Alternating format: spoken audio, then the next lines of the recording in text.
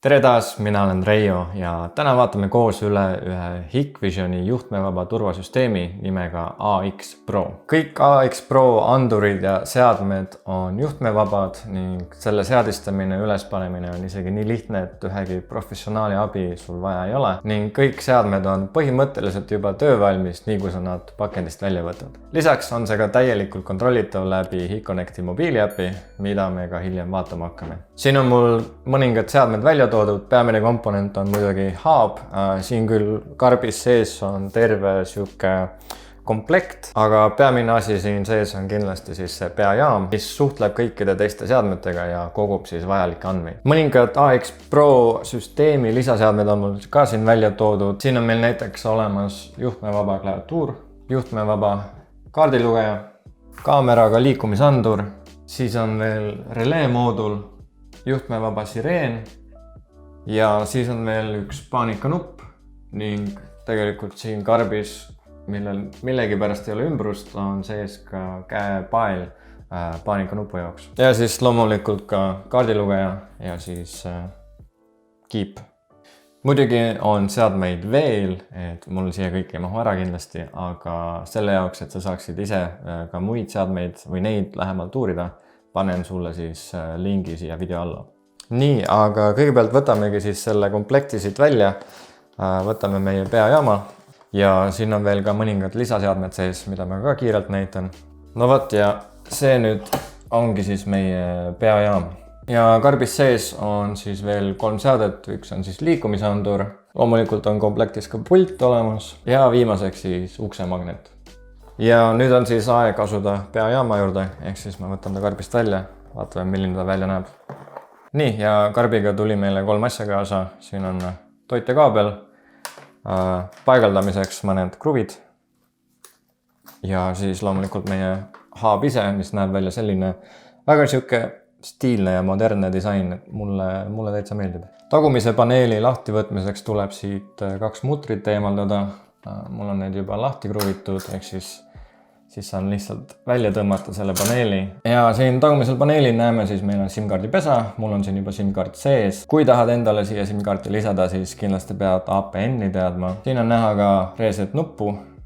Siin üleval on on-off nupp, et kindlasti ära seda ära unusta. Ja siia läheb siis võrgukaabel ja siia läheb meie toide. Võrgust siis nii palju, et tegelikult kogu see süsteem toimib ka Wi-Figa, aga et sa teaksid, siis see ei toeta 5 GHz võrku ja töötab siis 2,4 GHz võrgu peal. Siit edasi minnes siis ühendame selle toitega ära, paneme ka netikaabli otsa ning paneme selle käima.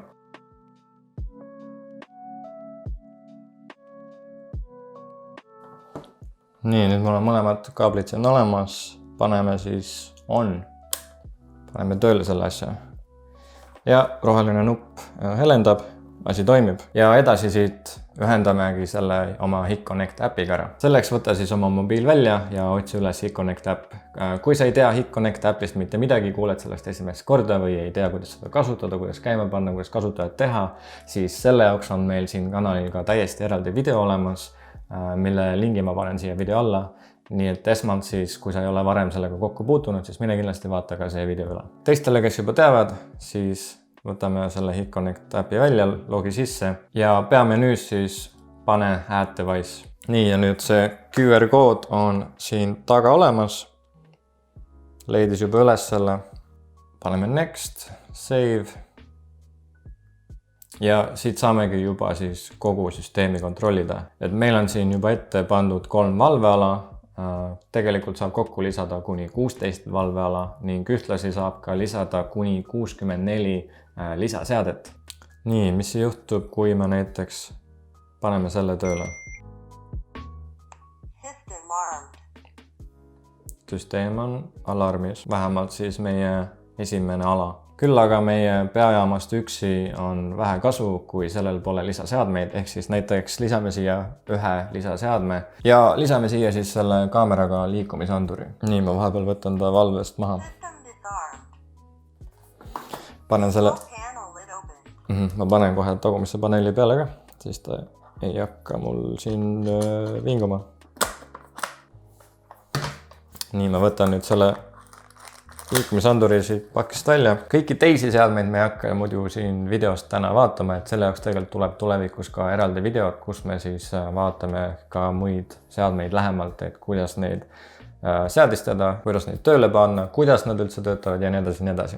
Et täna vaatame siis ainult seda ühte seadet. Nii, ja see liikumisandur ise näeb siis välja selline. Sellel on siis QR kood on siin peal ja seda siis peame HIConnect äpiga skanneerima, et seda lisada. Nii, ja et me saaks siis AX Pro süsteemi alla lisada seda seadet, vajutame siia device peale ja siit paneme pluss ja skaneerime siis seda QR koodi siin. Nii, nüüd ta ütleb meile mingid juhised, teeme siis nii, nagu ta ütleb. Nii, ma tegin nüüd paneeli lahti, sest et ma eelmine kord ei jõudnud tema siis soove täita. Et nüüd ma peaks jõudma, ma skaneerin siis seda QR koodi uuesti. Nii, ta ütleb, et lülitage sisse, lülitame sisse. Ja siis ta peaks ära tundma.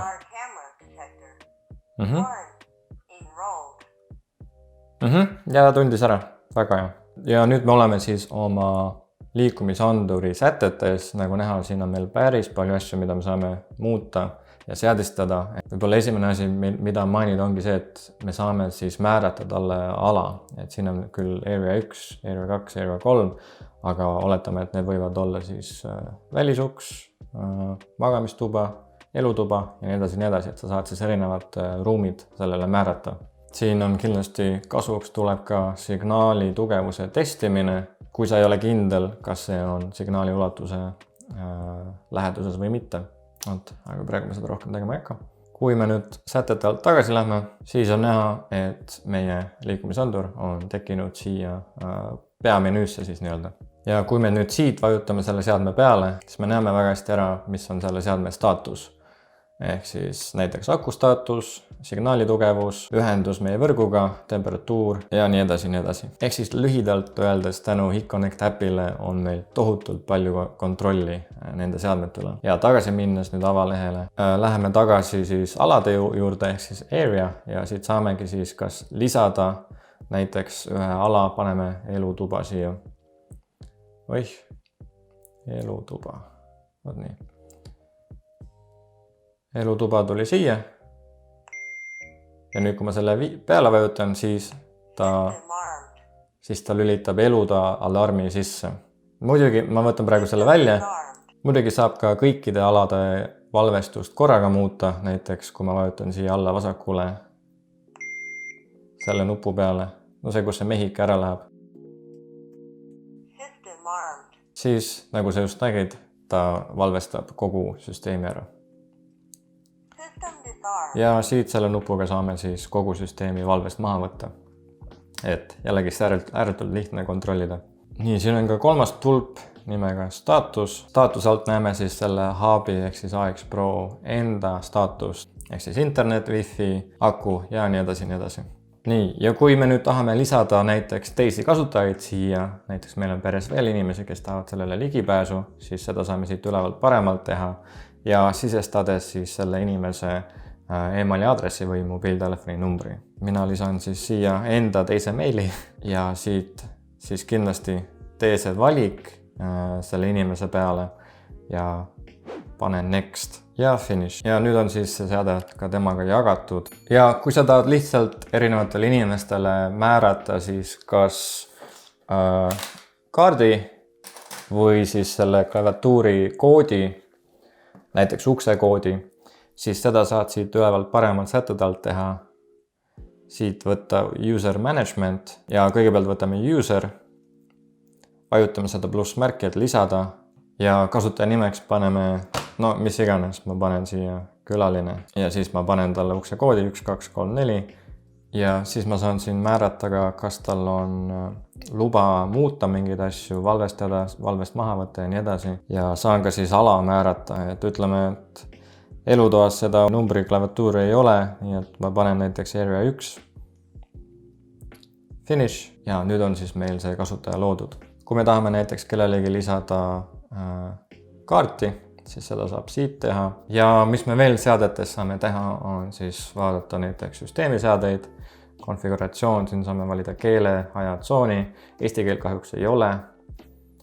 Siis on süsteemiseaded, kust saame näiteks muuta süsteemi volüümi. Saame sisse või välja lülitada seda, et kas see süsteem räägib meiega või mitte. Panel Fault Check, siit alt saame siis jälgida, kas kõik on töökorras, et siit saame automaatselt kogu aeg jälgida neid asju. Ja ARM Options, siin me siis saame näiteks kontrollida neid asju, mis on seotud siis turvalisusega. Näiteks, kui sellel liikumisandur on tagumine paneel lahti, nagu ta praegu siin on, siis me saame siit valida, kas ta üldse läheb valvesse või mitte. Siin Enrollment mode'i all me saame siis seadmeid lisada ilma QR-koodita, lihtsalt siis selle hub'i vastu pannes. Et siis ta tunneb juba selle teise AX Pro seadme ära. Nii, vaatame, kas ta siis tunneb ära. Ma lülitan selle nüüd sisse.